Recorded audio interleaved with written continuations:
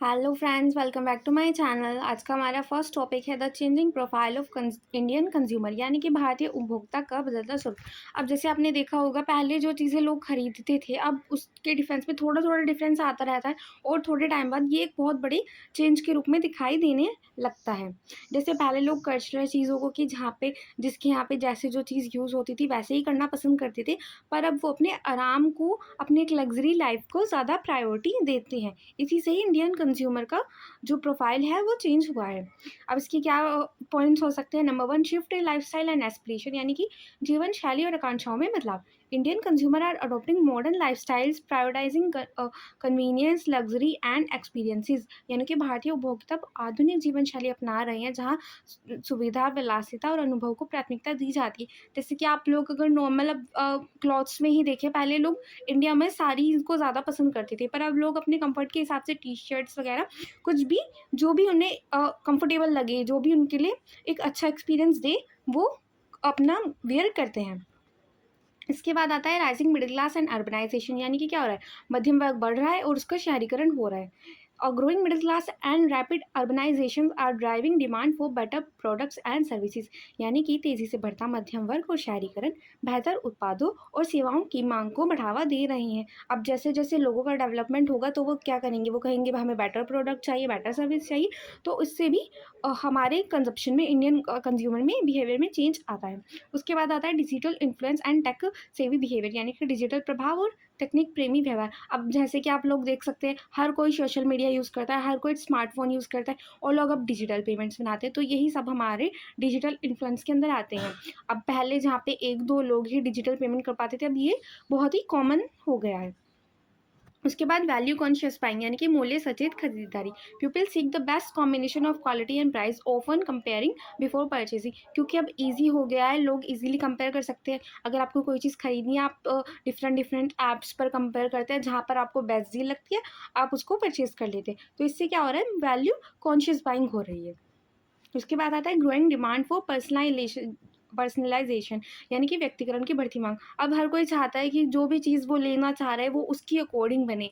आपने सुना होगा कस्टम वर्क होता है, कस्टम चीज़ें अपने बनवा सकते हैं। तो वो क्या हो रहा है? पर्सनलाइजेशन हो रहा है, यानी कि लोग अपनी अकॉर्डिंग जो भी उन्हें प्रोडक्ट या सर्विसेज चाहिए उसको बनवा रहे हैं, उसमें एडजस्टमेंट कराते हैं कि अगर आपको कलर नहीं पसंद आया कि आप हमारा ये कलर कर दीजिए या फिर ये डिज़ाइन कर दीजिए।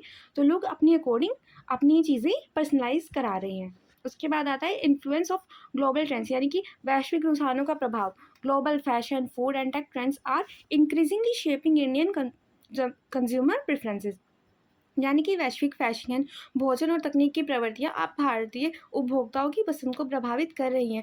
क्योंकि सोशल मीडिया पे आप हर जगह की नॉलेज ले सकते हैं, तो पूरा ग्लोबल एक तरह से एक साथ जुड़ सकते हैं, पूरा ग्लोब कि कहाँ क्या फैशन चल रहा है, क्या वहाँ पे ट्रेंड चल रहा है, आपको उसके बारे में पता रहता है। तो लोग उससे कनेक्ट होने की कोशिश करते हैं। इसलिए अब हर जगह के ही इंक्लूडिंग कंज्यूमर, इंडियन कंज्यूमर, उन सब की प्रेफरेंस ग्लोबल ट्रेंड्स के अकॉर्डिंग हो गई है। उसके बाद आता है new consumption pattern in consumer behaviour, यानी कि उपभोक्ता व्यवहार में नए उपभोग pattern. Number one, rise in e commerce, यानी कि ई कॉमर्स का बढ़ता चलन। Consumer prefer online platform for shopping due to convenience, home delivery and variety, यानी कि उपभोक्ता क्या कर रहे हैं? वो होम डिलीवरी और विविधता के कारण ऑनलाइन खरीदारी को प्राथमिकता दे सकते हैं। क्योंकि उससे क्या होता है? ई कॉमर्स में आपको घर बैठे प्रोडक्ट मिल जाता है, आपको कहीं बाहर नहीं जाना पड़ता और आप डिफरेंट वेराइटीज़ देख सकते हैं। अपनी प्राइस के लिए आपको बार्गेन नहीं करना पड़ेगा, आप देख सकते हैं कि किस ऐप पर आपको ज़्यादा डिस्काउंट मिल रहा है, उस अकॉर्डिंग आप अपनी चीज़ चूज़ कर सकते हैं। उसके बाद आता है demand for health and wellness products, यानी कि स्वास्थ्य और वेलनेस उत्पादों की मांग। There is a significant shift towards purchasing organic, natural and health focused item. अब उपभोक्ता ऑर्गेनिक, प्राकृतिक और स्वास्थ्य केंद्रित उत्पादों की ओर झुकाव दिखा रहे हैं। जैसे कि आपने देखा होगा, आजकल बहुत सारे प्रोडक्ट्स ऐसे आते हैं जिसमें आप कहते हैं नो मैदा वाला प्रोडक्ट है, या लेस ऑयल वाला प्रोडक्ट्स हैं, या फिर ये मल्टीग्रेन प्रोडक्ट्स हैं। इससे क्या हो रहा है? लोगों के दिमाग में अपनी हेल्थ को लेकर कॉन्शियसनेस आ रही है और वो उस अकॉर्डिंग ही अपने बाइंग बिहेवियर में चेंज ला रहे हैं। उसके बाद आता है adoption of digital payment solutions, यानी कि डिजिटल भुगतान का बढ़ता उपयोग। अब आप देख सकते हैं हर किसी के पास यूपीआई है डिजिटल पेमेंट्स के लिए, कोई भी ऐप, मोबाइल वॉलेट्स रखते हैं। इससे क्या हो रहा है? कैशलेस पेमेंट्स एकदम फास्ट हो रहा है। उसके बाद growth of subscription based services, यानी कि सब्सक्रिप्शन आधारित सेवाओं का विस्तार। आपने देखा होगा हर ऐप या फिर कोई कहीं भी आप कुछ भी कोर्स वगैरह कर रहे हैं, आपको एक स्पेशल सब्सक्रिप्शन मिल जाता है, जिससे क्या होता है कि वो कहते हैं आपको बेटर सुविधाएं मिल रही हैं। People are opting for subscriptions in entertainment, fitness and meal delivery for convenience, यानी कि कन्वीनियंस के लिए वो क्या कर रहे हैं, ताकि उन्हें सुविधाजनक हो, वो सब्सक्रिप्शन को पसंद कर रहे हैं।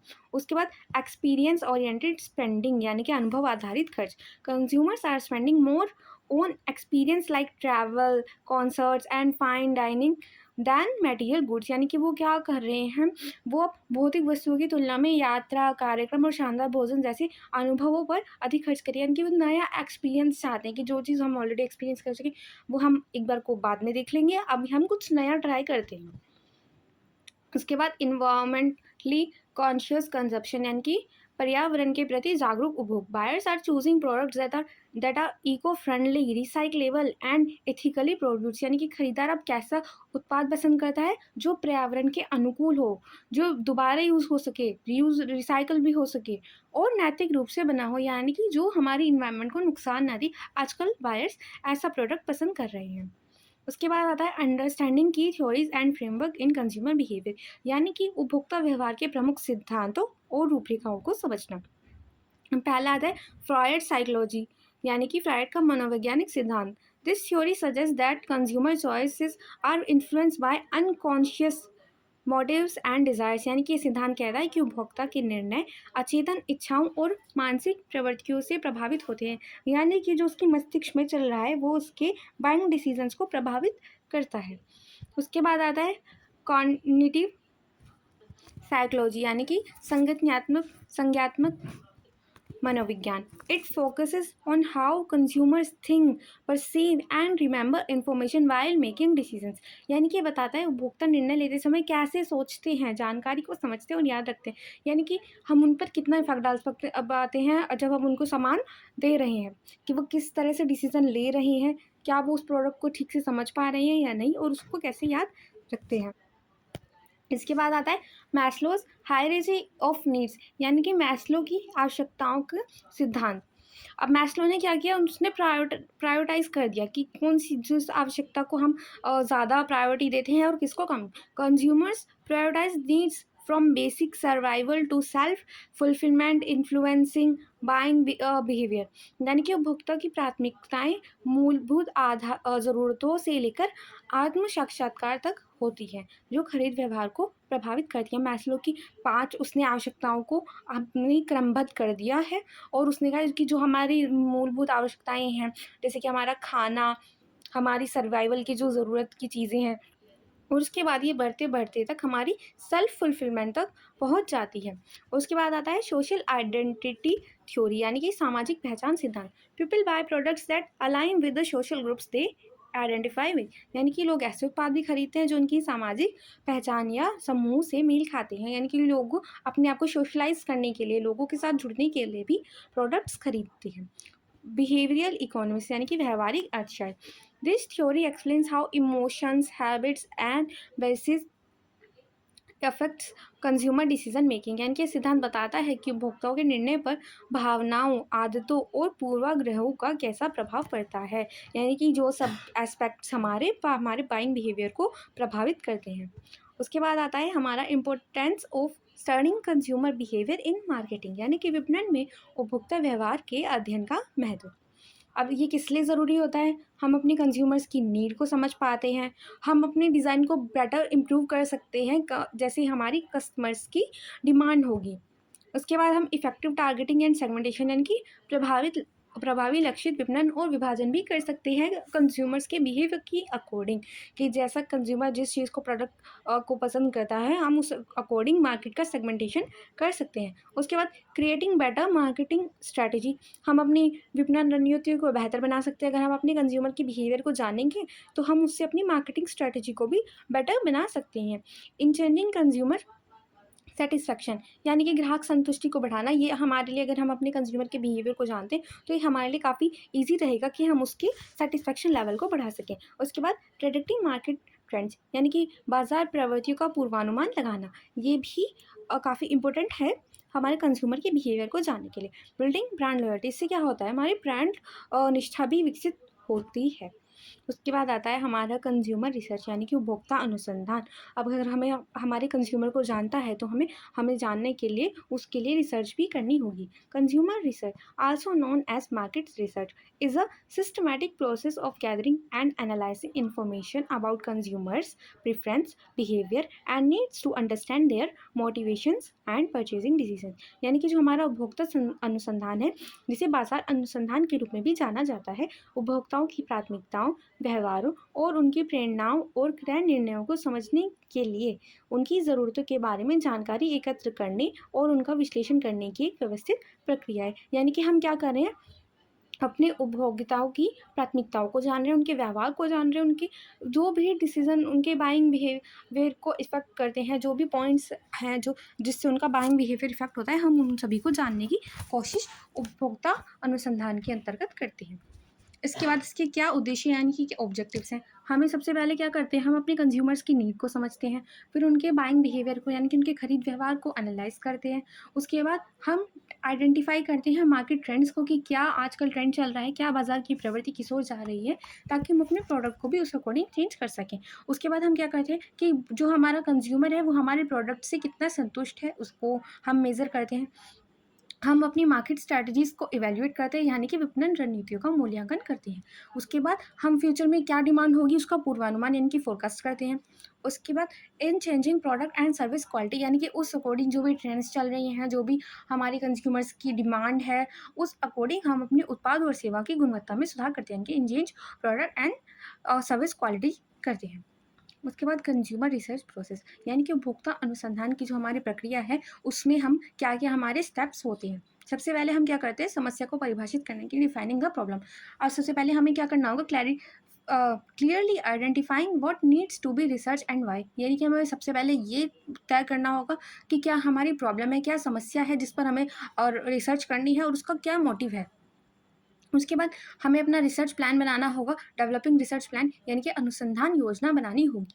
अब उसमें हम क्या करेंगे, designing methods for data collection like survey, interviews and etcetera, यानी कि डेटा एकत्र करने के लिए तरीकों की योजना बनाना, जैसे सर्वेक्षण, साक्षात्कार। हम इंटरव्यू कर सकते हैं, हम सर्वेस कर सकते हैं, उस अकॉर्डिंग हम डेटा अपना इकट्ठा कर सकते हैं अबाउट आवर कंज्यूमर्स।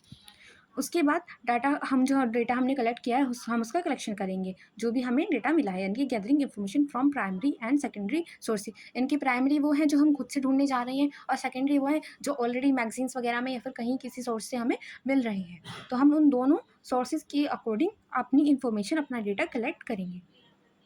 उसके बाद उस डेटा का हम एनालाइज करेंगे, यानी कि आंकड़ों का विश्लेषण करेंगे। Examining collection data to draw meaningful insights, यानी कि एकत्र किए गए आंकड़ों का विश्लेषण करके उपयोगी निष्कर्ष निकालेंगे। यानी कि हम डेटा को जब एनालाइज करेंगे तो हमें पता चलेगा कि क्या हमारी सॉल्यूशन है हमारा, कि क्या वो निष्कर्ष हमारा निकल सकता है। उसके बाद हम क्या करेंगे, इंटरप्रिटेशन एंड रिपोर्टिंग, यानी कि व्याख्या करेंगे और रिपोर्टिंग करेंगे।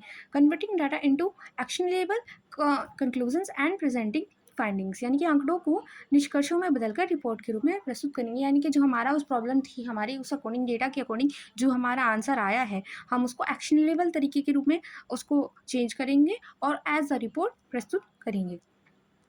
उसके बाद complexities and issues in consumer research, यानी कि क्या हमारी समस्याएं हैं जो हमारी उपभोक्ता अनुसंधान के अंतर्गत आती हैं। Number one, diversities of consumer preference, यानी कि उपभोक्ता पसंद में विविधता, क्योंकि हर किसी इंसान की अपनी अलग चॉइस होती है, तो सभी उपभोक्ताओं की अपनी अलग अलग प्रेफरेंस होती है। Consumer differ by age, income, region and value, making uniform analysis difficult, यानी कि उम्र, आय, क्षेत्र और मूल्यों में विभिन्नता के कारण उपभोक्ताओं का विश्लेषण करना कठिन होता है, क्योंकि हर किसी की एज अगर अलग है तो हो सकता है उनके इंटरेस्ट अलग हो, उनके इनकम अलग है तो हो सकता है उनके इंटरेस्ट अलग हो, रीज़न भी एंड वैल्यूज़ भी और प्रोडक्ट की इन सबको प्रभावित करती है।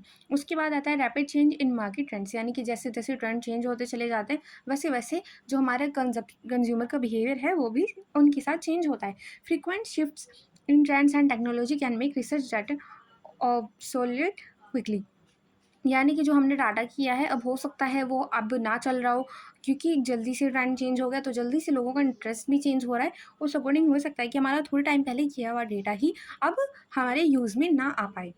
उसके बाद रिस्पोंडेंट बेसिस बैस उत्तरदाता की पूर्वग्रहिता, यानी कि जो लोगों ने पहले से सोचा हुआ है कि हम इसे ये चीज़ पसंद करते हैं और ये चीज़ नहीं पसंद करते, जो उनके बायस में होते हैं, उस अकॉर्डिंग भी हमारा जो कंज्यूमर रिसर्च है उस पर प्रभाव पड़ता है। People may not give honest answer in surveys affecting the accuracy of research. लोग सर्वेक्षण में हमेशा ईमानदार उत्तर नहीं देते, जिससे शोध की सटीकता प्रभावित हो सकती है।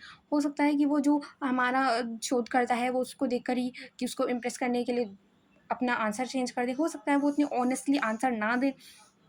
तो वो इस अकॉर्डिंग भी हमारा जो डेटा है जो हम एनालाइज करने के लिए इकट्ठा कर रहे हैं वो सही ना हो। उस नेक्स्ट आता है हमारा डिफ़िकल्टी इन मेजरिंग इमोशंस, यानी कि हम लोगों की भावनाओं को नहीं माप सकते, उनकी इमोशंस को नहीं माप सकते। इस अकॉर्डिंग भी हमारे जो डेटा कलेक्शन है उसमें डिफ़िकल्टी आती है। आई होप आपको आज का वीडियो अच्छा लगा हो। Thank you for watching.